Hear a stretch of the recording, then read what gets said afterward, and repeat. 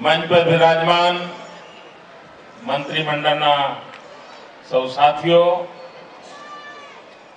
गांधीनगर जिला भारतीय जनता पार्टीना सर्वे आगेवानो અને આ વિશાળ સંખ્યામાં પ્રકૃતિ પ્રેમ વ્યક્ત કરવા પધારેલ સૌ વાલા નાગરિક ભાઈઓ અને બહેનો, આજે પૂજ્ય રવિશંકર મહારાજની જન્મ જયંતિ છે।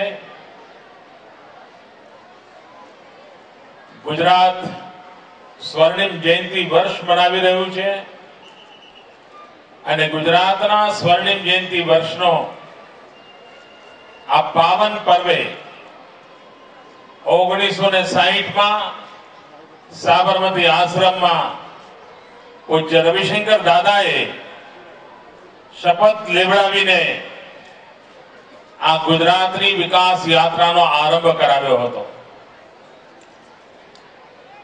આજે ગાંધીનગર ભારતીય જનતા પાર્ટીએ આ પ્રકૃતિ પ્રેમ માટેનું એક જાગરણ અભિયાન ચલાવ્યું છે। એ બદલ હું ગાંધીનગર ભારતીય જનતા પાર્ટીના મિત્રોને અનેક અનેક અભિનંદન આપું છું। સામાન્ય રીતે રાજકીય પક્ષો રાજકીય ચળવળો ચલાવવા ટેવાયેલા હોય છે। બહુ ઓછા રાજકીય પક્ષો રચનાત્મક પ્રવૃત્તિનું એક આંદોલન ઉભું કરતા હોય છે। આવા વાતાવરણમાં ગાંધીનગર ભારતીય જનતા પાર્ટીએ જે રચનાત્મક કાર્યક્રમો હાથ લીધા છે એની સહર્ષ નોંધ લેવી જોઈએ। એવા અનેક કામો અહીંનું ભારતીય જનતા પાર્ટીનું એકમ કરી રહ્યું છે। આ દેશમાં કોઈ રાજકીય પક્ષની ઓફિસ ISO સર્ટિફાઈડ હશે નહીં। ગાંધીનગર જિલ્લાની પહેલી ઓફિસ બની હતી કે જેણે ISO સર્ટિફાઈડ ઓફિસ તરીકે પોતાનું નામ, આ મોટી બાબત છે। ગુણાત્મક સુધારો રાજકીય પક્ષની ગતિવિધિમાં કેવી રીતે આવે એનું આ ઉદાહરણ છે। કન્યા કેળવણીનું અભિયાન હોય, ગાંધીનગર ભારતીય જનતા પાર્ટી છેલ્લા કેટલાય વર્ષોથી આ કન્યા કેળવણીના અભિયાનને પોતાના અભિયાન તરીકે ઉપાડી લે છે। જિલ્લાની દરેક શાળામાં ભાજપના કાર્યકર્તાઓ જાય એવું એમનું આયોજન હોય છે। એટલું જ નહીં, દીકરીઓને કંઈક ને કંઈક ભેટ સોગાદ આપવાનું કામ પણ એમના દ્વારા થાય છે।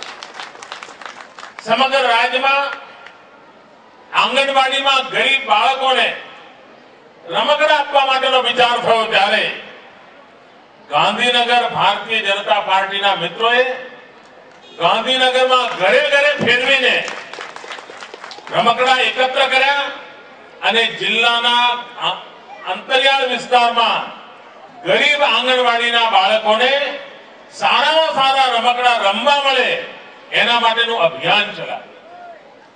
વાંચે ગુજરાત અભિયાન આવ્યું। ગાંધીનગર ભારતીય જનતા પાર્ટીના મિત્રોએ ઝોલા લાઇબ્રેરીઓનું અભિયાન ચલાવ્યું, તરતા પુસ્તકોનું અભિયાન ચલાવ્યું। વધુમાં વધુ લોકો વાંચે એના માટેના સેમિનાર કર્યા અને એક લોક જાગરણનું, લોક શિક્ષણનું, લોક ઘડતરનું કામ એક રાજકીય પક્ષ દ્વારા થયું અને તે માટે ગાંધીનગર ભારતીય જનતા પાર્ટીના બધા જ નાના મોટા સૌ કાર્યકર્તાઓ લાખ લાખ અભિનંદનના અધિકારી છે। ગુજરાત કુપોષણ સામેની લડાઈ લડી રહ્યું છે। ગુજરાત જેવા રાજ્યમાં કુપોષણ પાલવે જ નહીં, પણ ઘણીવાર અન્નના અભાવને કારણે કુપોષણ હોય છે એવું નથી હોતું।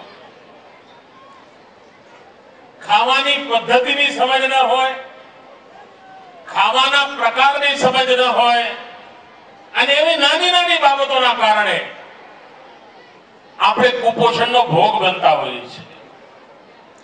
જેમાં પ્રથમ 6 મહિના પોતાના બાળકને માત્ર ને માત્ર સ્તનપાન કરાવે તો એ બાળકને કુપોષણનું ક્યારેય કારણ જ ન બને. આ વિજ્ઞાનમાં સિદ્ધ થયું છે. પણ આ વાત લોકો સુધી પહોંચાડે કોણ? પોષણયુક્ત ખોરાક કયો કહેવાય? કઈ ચીજો પોષણ કરે? અને એના માટે ગાંધીનગર ભારતીય જનતા પાર્ટીએ ગાંધીનગરની અંદર કુપોષણનું નામો નિશાન ન રહે એટલા માટે એવા પ્રકારની પોષણયુક્ત રસોઈ બને એના પ્રશિક્ષણના વર્ગો ચલાવ્યા અને એટલા બધા સફળ રહ્યા કે ગાંધીનગરની આ બહેનોને મારે અભિનંદન આપવા છે કે એમણે એક મોટું કામ સહજ રીતે ઉપાડી લીધું. સમગ્ર દુનિયામાં ગાંધીનગરની એક વિશેષ ઓળખ આપણે ઉભી કરવી છે અને બહુ મહેનત પડે એવું નથી. ગાંધીનગર એક હરિયાળું શહેર છે. આ વધુ હરિયાળું કેવી રીતે બને, આયોજનબદ્ધ રીતે હરિયાળું કેવી રીતે બને અને લોક જાગૃતિથી કેવું બને એના માટેનો આપણો સતત પ્રયત્ન છે. અને પ્રયત્નના ભાગરૂપે પર્યાવરણની રક્ષાના બાબતમાં પણ ગાંધીનગરમાં ભારતીય જનતા પાર્ટીએ નેતૃત્વ લીધું છે. 2 વર્ષ પહેલા સાયકલ પરનું એક મોટું અભિયાન કર્યું એમણે, સાયકલ ચલાવવાનું. અને દ્રશ્ય દુનિયાના બીજા કોઈ દેશમાં હોત કે ટીવી પર જોયું તો લોકોને અચરજ થાત એવું દ્રશ્ય હતું. અને આજે બીજો કાર્યક્રમ પર્યાવરણની રક્ષાનો, પ્રકૃતિ માટેનો પ્રેમ વ્યક્ત કરવાની પદયાત્રા અને આટલી મોટી સંખ્યામાં લોકો ભાગીદાર બન્યા છે એમનો ગાંધીનગર માટેનો પ્રેમ દર્શાવે છે. અને ભારતીય જનતા પાર્ટીએ એ પ્રેમની અભિવ્યક્તિ માટેનો અવસર આપ્યો છે. તે બદલ હું ગાંધીનગર ભારતીય જનતા પાર્ટીને ફરી એકવાર અભિનંદન આપું છું. અને આપણે સૌ આ પ્રકૃતિ પ્રેમને ગાંધીનગરની ધરતી પર હંમેશા હંમેશા માટેનો ઉત્સવ બનાવી રાખીએ એ જ અભ્યર્થના. ખૂબ ખૂબ શુભકામનાઓ.